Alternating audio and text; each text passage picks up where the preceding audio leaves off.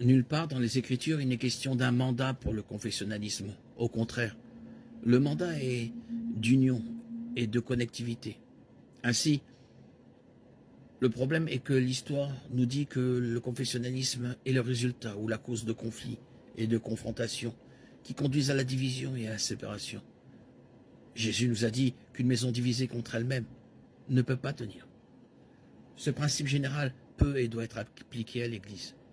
Nous en trouvons un exemple dans l'Église de Corinthe qui était aux prises avec des problèmes de division et de séparation. Il y avait ceux qui pensaient qu'ils devaient suivre Paul et ceux qui pensaient qu'ils devaient suivre l'enseignement d'Apollos. 1 Corinthiens 1,12. Ce que je dis, c'est que chacun de vous dit « Je suis avec Paul » ou « Je suis avec Apollos » ou « Je suis avec Céphas » ou « Je suis avec Christ ». Il semble y avoir au moins deux problèmes majeurs avec le confessionnalisme.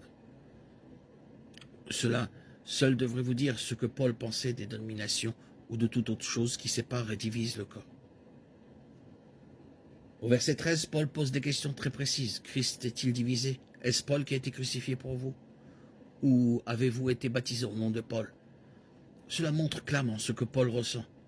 Paul n'est pas le Christ, il n'est pas celui qui a été crucifié et son message n'a jamais été de nature à diviser l'Église ou à amener quelqu'un à adorer Paul au lieu de Christ.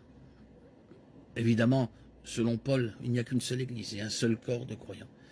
Et tout ce qui est différent affaiblit et détruit l'Église. Quiconque dit être de Paul ou d'Apollos est charnel. Voici quelques-uns des problèmes auxquels nous sommes confrontés aujourd'hui lorsque nous examinons le dénominationnalisme et son histoire plus récente. Les dénominations sont basées sur des désaccords sur l'interprétation des Écritures. Un exemple sera la signification, le but du baptême. Le baptême est-il une condition pour le salut ou est-il un symbole du processus du salut? Il y a des dénominations des deux côtés sur cette question.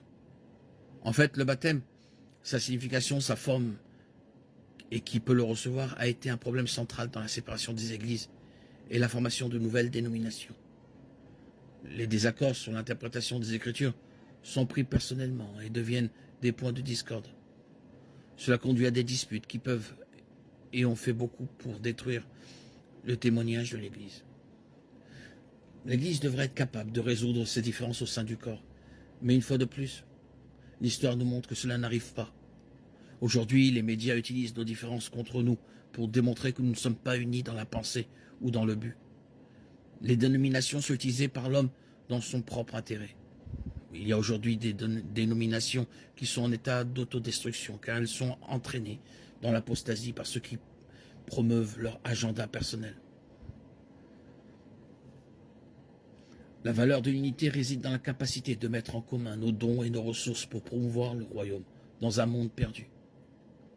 Et cela va à l'encontre des divisions causées par le confessionnalisme et les nombreuses dénominations que chacun veut s'approprier.